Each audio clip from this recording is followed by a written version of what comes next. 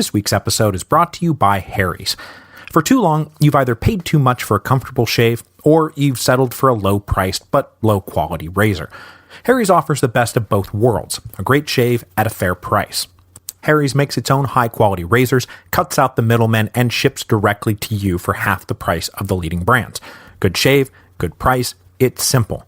I've been using Harry's for a long time now, and I can tell you that I am quite satisfied with getting the best of both worlds. So the Harry's starter set, called the Truman, is a sweet deal. For just $15, you get a razor, moisturizing shave cream, and 3 of Harry's 5-blade German-engineered razors. And they now come with a new style handle, Truman handle, with a rubberized non-slip grip. Harry's will give you $5 off your first order with the promo code REVOLUTIONS, so please join me in the best of both worlds and get a great shave for a fair price. Go to harrys.com, that's HARRYS.com, and enter the promo code REVOLUTIONS.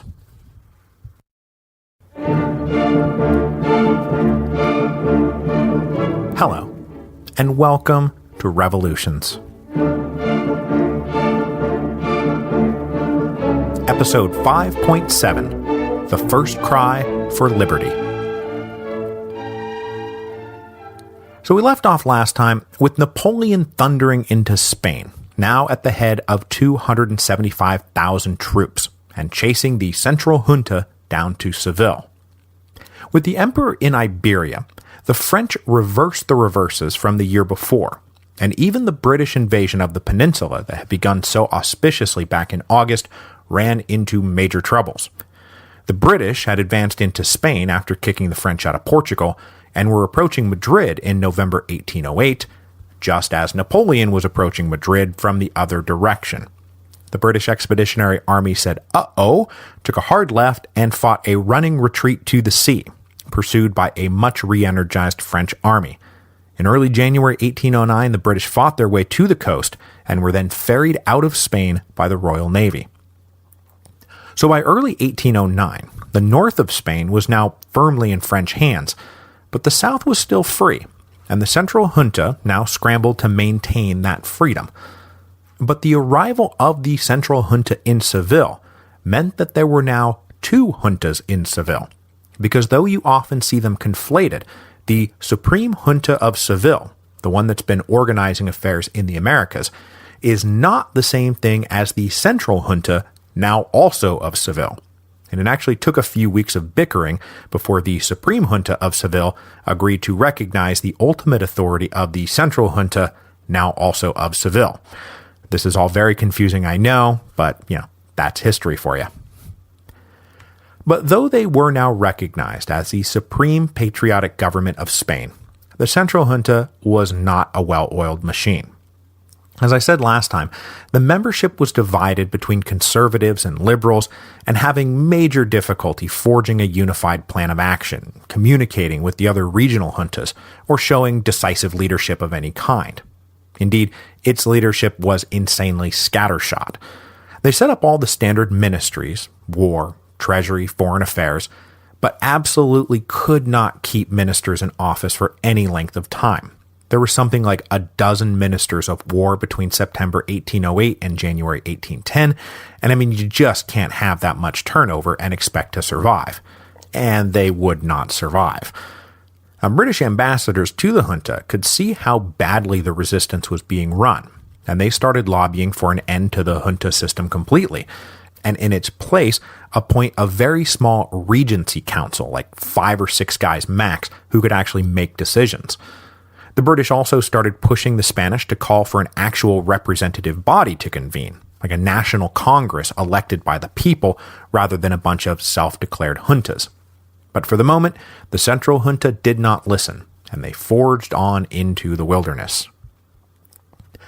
Now, luckily for the patriotic Spaniards, Napoleon departed the peninsula in early 1809 to deal with rumblings back east, rumblings that were in fact the direct result of patriotic Spanish resistance to the French, because after learning that the French were getting bogged down in Iberia, the Austrians suddenly showed signs of life.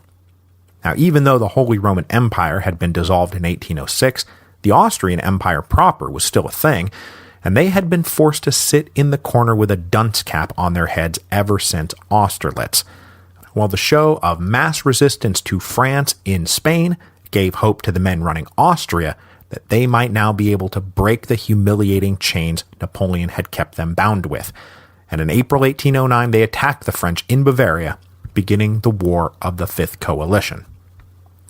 Now, as we'll see here, things are not going to go great for the patriotic Spanish in 1809. They are in fact going to go quite badly. But had the Austrians not reopened the Eastern Front, things could have gone a whole lot worse. Napoleon is now entering the whack-a-mole phase of his career, where he rushes around the continent trying to beat down anti-French uprisings as they appear.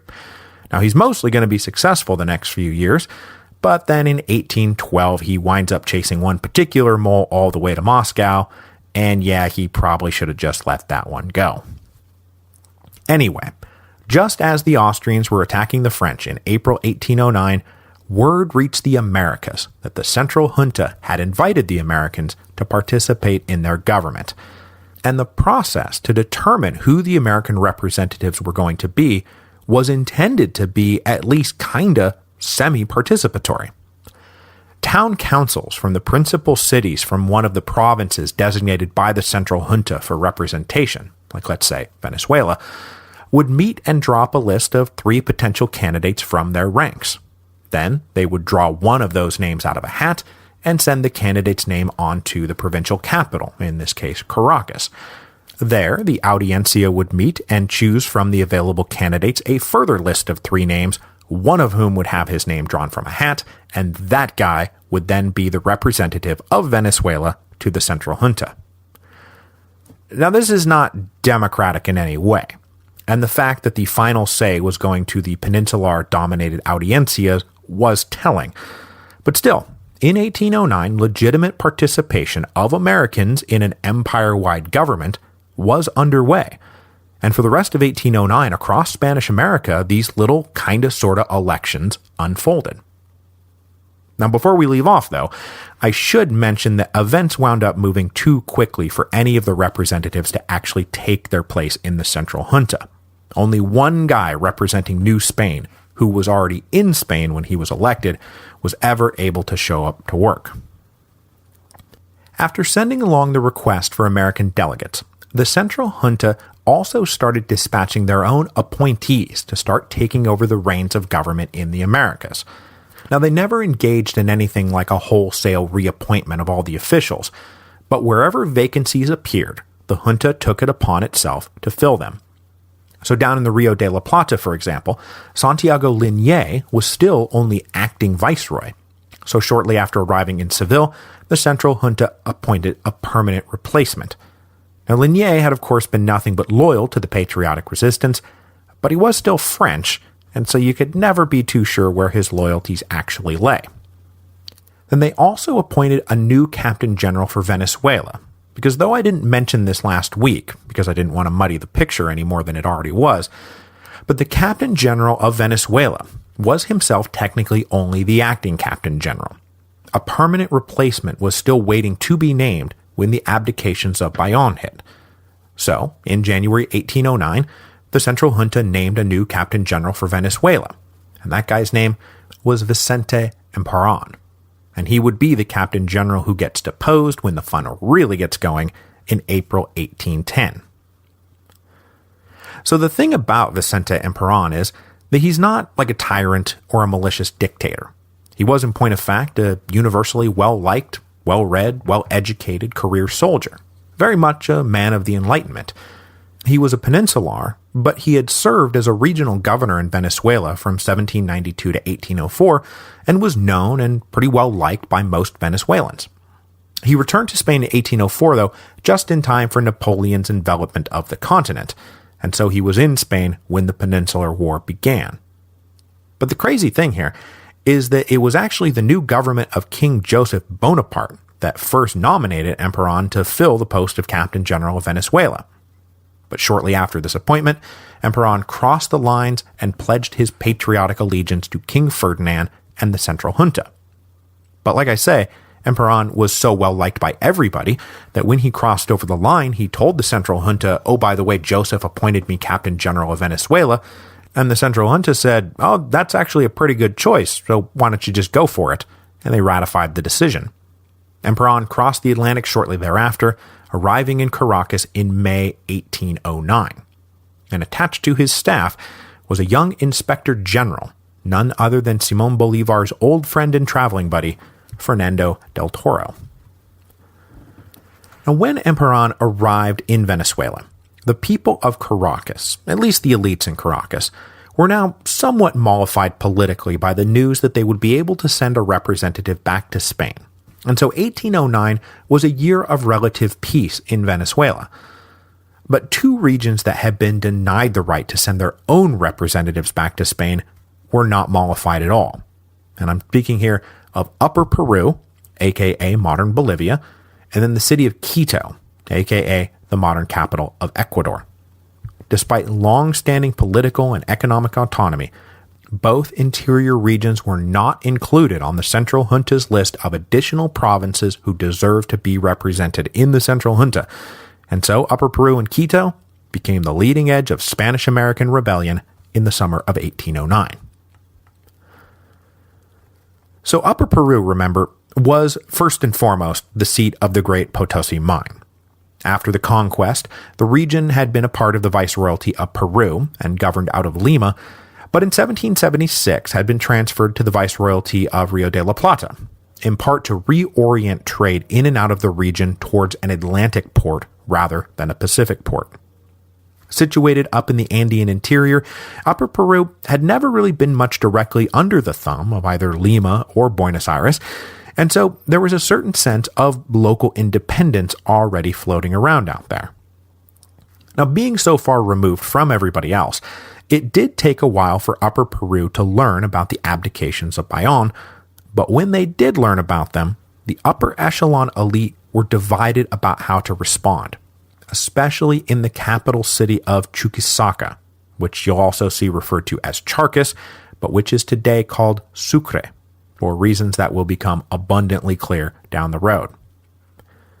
Now, not to get too deep into the weeds here, but after the news of the abdications of Bayonne arrived, the intendant and bishop of Chuquisaca were actually inclined to recognize Princess Charlotte as their sovereign, while the members of the local audiencia did not think that anybody should make any rash decisions about who to recognize, since nobody had any idea what the real situation was back in Europe.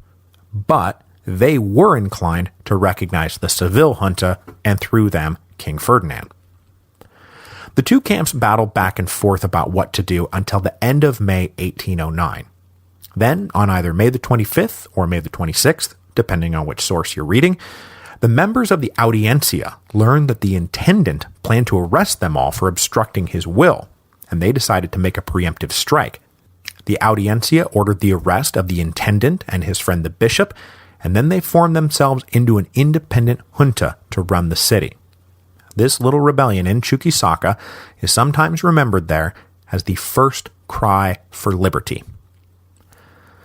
This cry was then taken up 6 weeks later by an even more radical uprising in the great city of La Paz.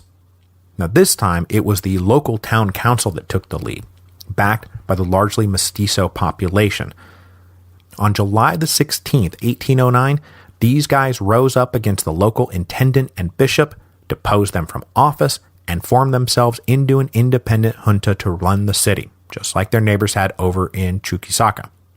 But unlike the Chuquisaca junta, which was largely elite peninsular or criollo, the junta of La Paz was far more representative of the mixed-race mestizo population.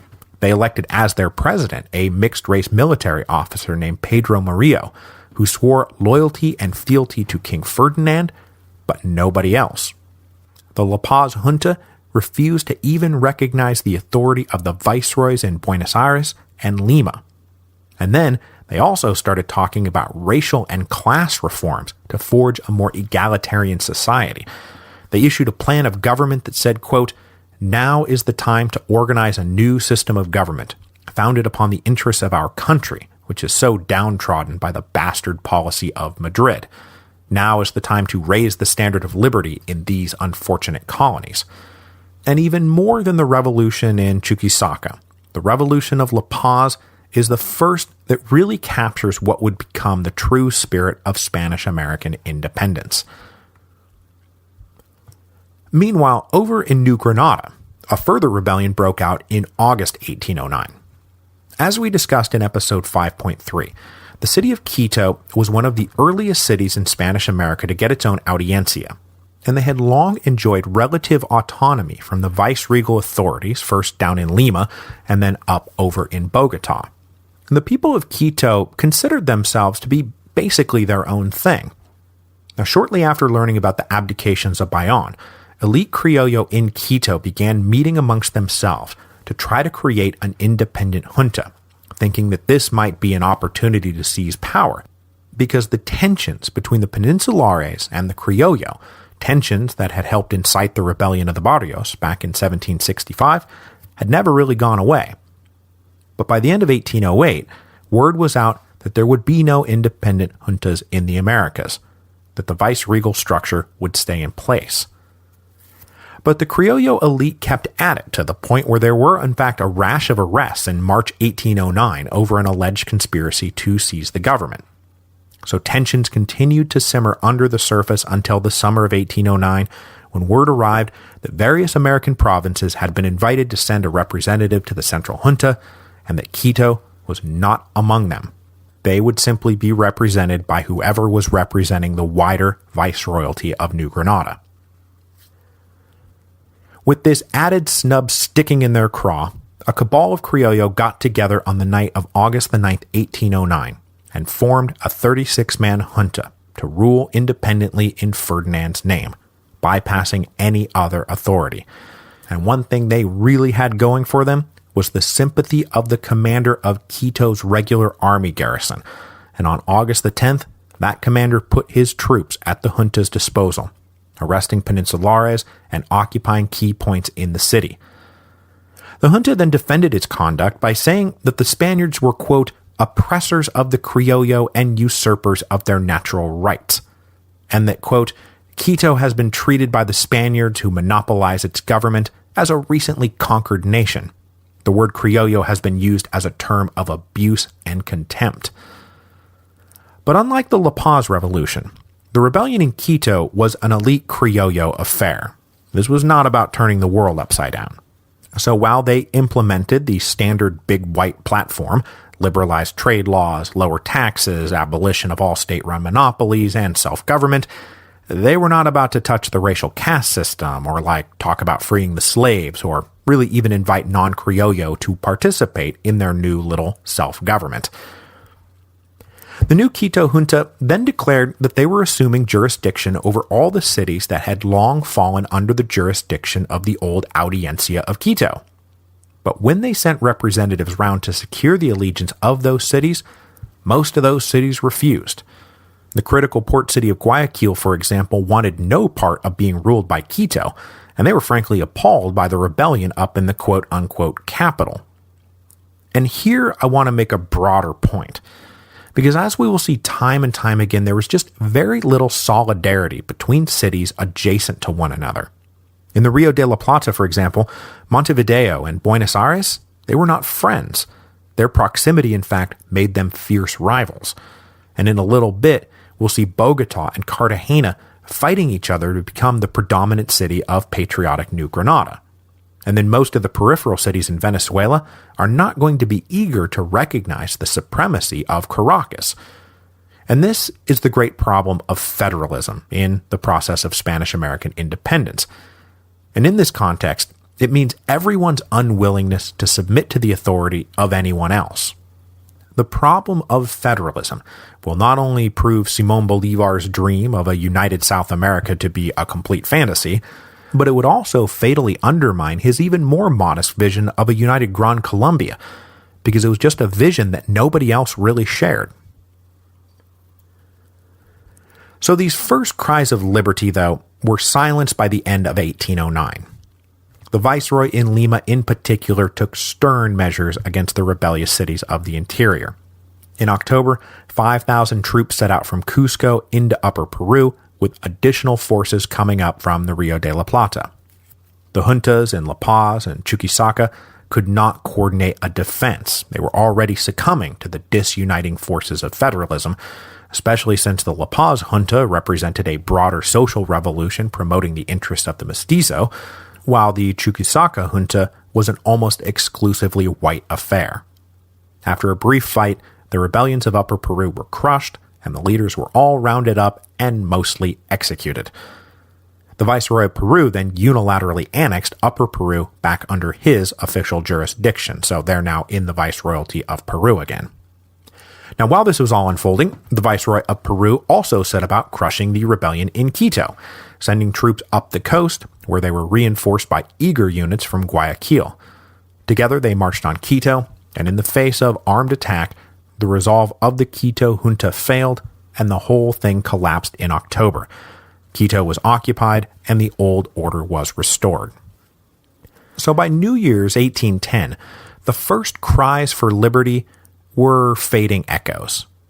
But then out of nowhere, those fading echoes hit a wall and came reverberating back stronger than ever, because at that same moment, a major crisis hit patriotic Spain. This crisis would upend Spanish rule in the Americas in the spring of 1810, and suddenly, the cry for liberty became deafening. So to get to that crisis, we must head back to Spain, where the now Napoleon-less French armies continued their slow envelopment of Iberia. With the British having fled the peninsula in January 1809, the French launched their second invasion of Portugal in March, and then also won their first solid victory in southern Spain, when a 17,000-man French army defeated 27,000 Spaniards at the Battle of Medellin, a bloody affair that saw the French offer no quarter even to surrendering Spaniards. But the British were not just going to give up on the war, and in April they re-landed in Portugal and soon had the French on the run once again, forcing them to retreat out of Portugal for a second time in the middle of May. But then the British made it clear that they were not going to be leaving Portugal anytime soon, not even to support a Spanish offensive, because it was just too risky at that particular moment. The Central Junta, though, spent the summer of 1809 trying to get their act together. And in the fall of 1809, they finally organized and launched their one major offensive campaign of the war, driving two armies up towards Madrid, the main army on the right, and then a little flanking army on the left.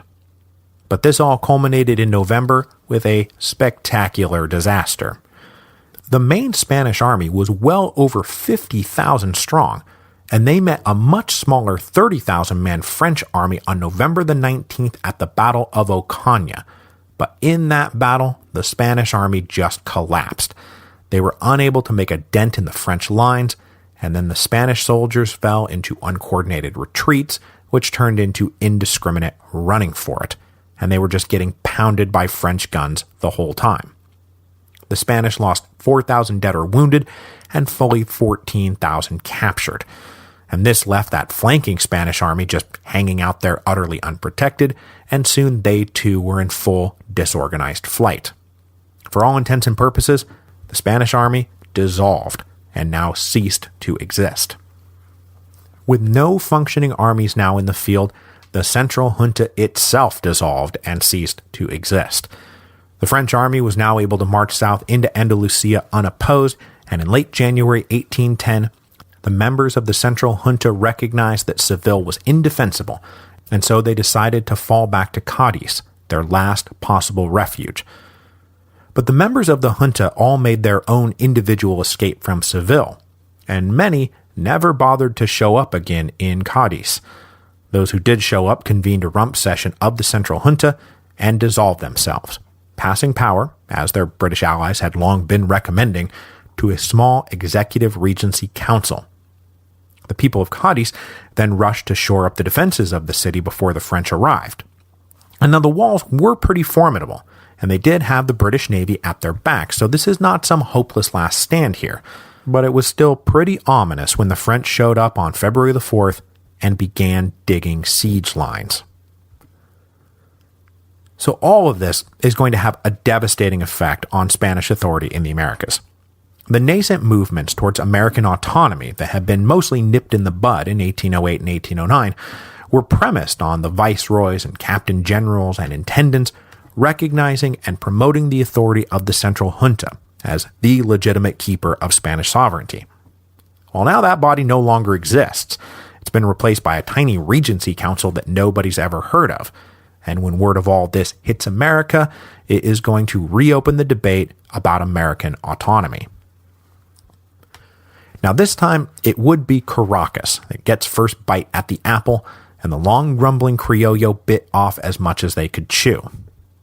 Now, though the local Criollo of Venezuela had been partially mollified by the invitation to join the Central Junta, they still really wanted some form of self-government.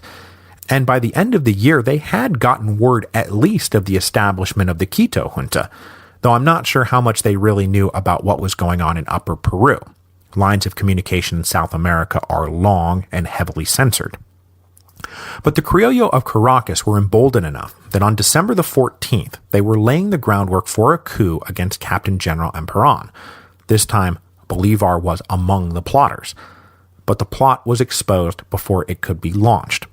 And possibly, at the request of Inspector General Fernando del Toro, Captain General Emperan personally took 25-year-old Simón Bolívar aside and said, "Look, you're young, you're reckless, but you have to knock off this kind of thing or you are going to get in a lot of trouble." Bolívar does not listen. Now, things were mostly calm in Caracas after that, until the big bomb went off on April the 17th, 1810. That was the day the ship arrived from Spain bearing representatives of the new Regency Council. They declared that they were now the supreme authority back in Spain, and that they expected Venezuela to recognize their authority, no questions asked. But Bolívar and Del Toro both knew one of these Regency Council representatives from their earlier trips back through Italy, and from him learned the really real truth. The Spanish army has been blasted to smithereens. The French pretty much control all of Spain. The Regency Council is a couple of guys hunkered down in Cadiz under siege. I mean, for all anybody knew at this point, the Regency has fallen, and the conquest of Spain is truly complete. For the Criollo of Caracas, this was all they needed to hear. With no functioning government back in Spain to recognize, it was finally time to take matters into their own hands. So in the wee morning hours of April the 19th, 1810, which just so happened to be Maundy Thursday, that is the Thursday before Easter, a group of about 100 prominent Criollo leaders met and planned to force the Captain General to convene a governing junta.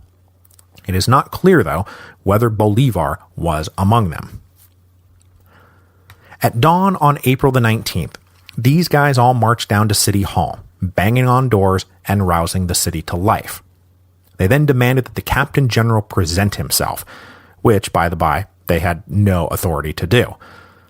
But Emperan decided to come down and confront the movement head-on. He met with the Criollo leaders, who demanded the immediate convening of a representative junta. Emperan said, "Yeah, listen, we're actually kind of in the middle of Holy Week right now, so this is not a good time. And in fact, today's Mass is coming up any minute now, so let's break for that and we'll come back around later." He got up and left his office and tried to make his way down to the cathedral, but in the middle of the town square, the assembled crowd blocked his path and started chanting, "To City Hall, Governor, to City Hall." Unable to go forward, the Captain General had to go backward. So now back in his office, Emperan was now feeling a wee bit isolated. And then the deacon of the Caracas Cathedral showed up, and rather than backing the Captain General's authority, he lambasted the Criollo for not being more decisive about deposing him. I mean, let's get on with the business of seizing our right to self-government. And then Emperan made one of those mistakes you hear lawyers sometimes talk about, where you're never supposed to ask a question in court you don't already know the answer to. He did not actually think that the people hated him as much as the Criollo were implying, and so he said, "We'll see about this." He went out to the balcony and shouted out to the people, "Do you approve of me? Do you support the new Regency?" And everybody in the square thundered, "No." So that was kind of that for Captain General Emperan. Bowing to the apparently universal sentiment that his services were no longer required, he gathered up his small staff and 2 days later set sail for exile in Philadelphia. Following on his heels were half the Audiencia and most of the senior peninsular civil servants. The Criollo of Caracas, who had been trying and failing for almost 2 years to form an independent junta, were finally able to do so, and they declared themselves to be the Supreme Junta of Caracas, dedicated to preserving the rights of King Ferdinand VII. They recognized no higher authority in Spain and put themselves only below Ferdinand, who, at the moment, was sitting under French house arrest, so this was de facto independence. What followed, then, was yet another example of the problem of federalism. The Caracas junta sent out representatives to other Venezuelan cities, inviting them to form their own juntas and recognize the supreme authority of the Caracas junta, which some did, but others refused to do. There was a lot of intra-provincial rivalries, and so like the cities over by Maracaibo were just not going to put themselves under Caracas's rule. The problem of federalism here is showing itself early, and it will continue to show itself. Plus, just as in the ill-fated Central Junta, there was disagreement within the Caracas Junta about where this was all headed. Many of the older Criollo believed that they really were just holding the fort till Ferdinand could be restored, and when he did, that Venezuela would go back to being one of his domains. And most importantly, these guys wanted to make sure that this did not spill out into Haitian-style racial revolution. But there was a more radical camp, and Bolívar was one of its more radical voices. They believed that this was all headed in the direction of true independence and were willing to do what it took to make that happen. I mean, if not now, then when? Now, at this point, Bolívar is still kind of just a kid. He's 26 years old, with a reputation among the older Criollos for being an uncompromising hothead. So he was not invited to be a member of the Caracas Junta, nor, frankly, were any of them much interested in having him around. But Bolívar was not going to be sidelined that easily, and he quickly figured out that he had something that they needed, and that was a whole bunch of money. The Bolívars were still one of the richest families in Venezuela.